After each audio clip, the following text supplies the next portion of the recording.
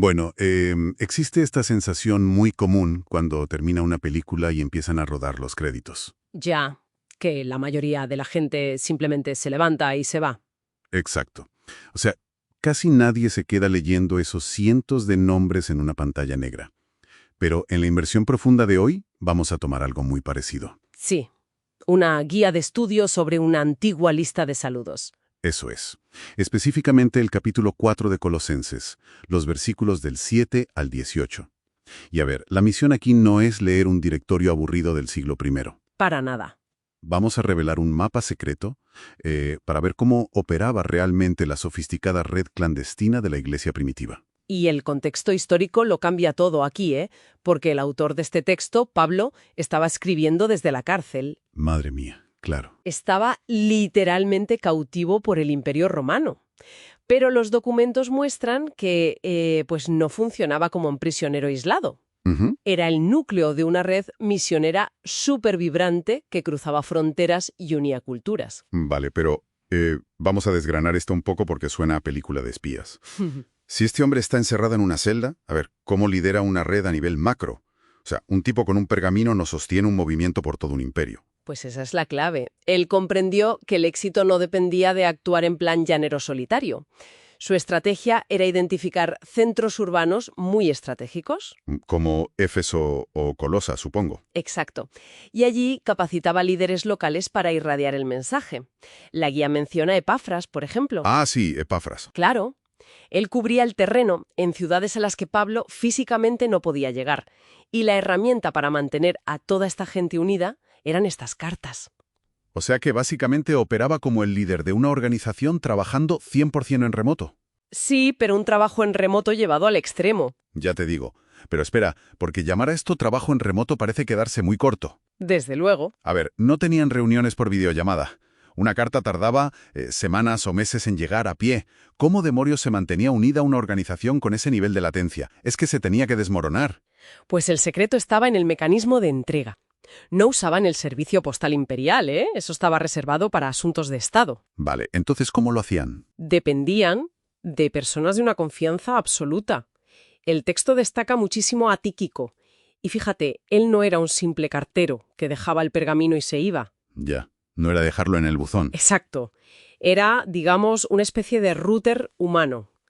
Tíquico llevaba la carta, la leía en voz alta a la comunidad, interpretaba el tono de Pablo, explicaba el contexto Wow. y respondía a las preguntas. Él era la encarnación del mensaje, y eso garantizaba que la red no se fragmentara. Lo que nos lleva al equipo en sí. A los nombres de esos créditos que decíamos al principio. Ajá. Porque una estrategia tan descentralizada y con tanto riesgo, a ver, hablamos de una especie de startup donde si la competencia te descubre, te ejecutan, Literalmente. pues solo funciona si la gente sobre el terreno es excepcionalmente leal. Excepcionalmente leal y excepcionalmente diversa. Porque si analizamos la lista, rompe todas las reglas de la rígida jerarquía social romana. Tienes a Títico, que es el mensajero, a Lucas, que era un médico muy respetado. Pero luego el texto te menciona a Onésimo, Eso es. un esclavo fugitivo que de repente es tratado como un líder y está trabajando en la misma red que Ninfa, Exactamente. que era una mujer adinerada que dirigía una iglesia en su propia casa. O sea, un esclavo y una mujer rica liderando en la misma red. En esa época, eso es una locura absoluta. Es alucinante. No es una cúpula directiva de élite intocable. Es gente muy ordinaria rompiendo unas barreras sociales increíbles. Totalmente. Y ojo, porque los textos tampoco ocultan las grietas del equipo, ¿eh? Muestran una crudeza que es muy real. Sí, no lo idealizan. Para nada. Aparece Demas, por ejemplo. Alguien que, por otros registros, sabemos que terminaría abandonando el movimiento. Miedo o conveniencia, claro. Exacto.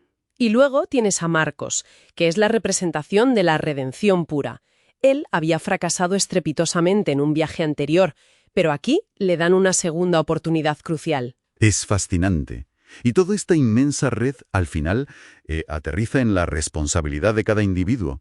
Porque hay una advertencia súper directa al final de la carta a un tal Arquipo. Sí, le dice básicamente que cumpla con el ministerio que ha recibido.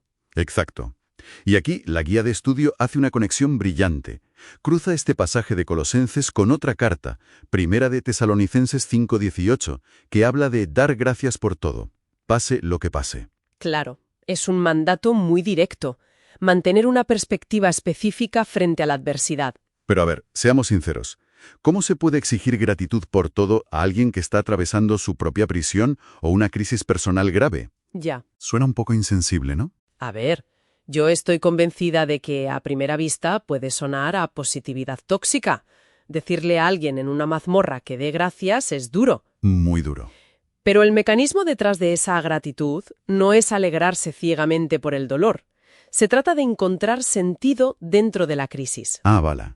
Saber que formas parte de algo más grande. Eso es. Saber que eres parte de un tejido humano mayor. Dar gracias nace de entender que tu resistencia individual, por aislada que te parezca, está sosteniendo a toda la comunidad. Lo cual hace que esta lección trascienda lo puramente histórico. Para quien nos escucha hoy, demuestra la importancia vital de pertenecer a una red de apoyo mutuo. Totalmente de acuerdo. Tener una misión clara es el mejor escudo frente a las prisiones modernas, como el aislamiento, la enfermedad o las crisis que todos pasamos. Al final, el tejido humano es lo que permite que un propósito sobreviva a sus peores circunstancias. Y eso nos deja con un pensamiento final para reflexionar. Volviendo un poco a esa idea de los créditos de la película de la que hablábamos. Ajá. Si alguien revisara nuestras redes de contactos, nuestros chats y correos dentro de 2000 años, ¿qué encontrarían? Es una buena pregunta. ¿Verían un mapa secreto de personas unidas por un propósito profundo que transforma vidas frente a la adversidad? ¿O simplemente se encontrarían una agenda llena de interacciones vacías y superficiales?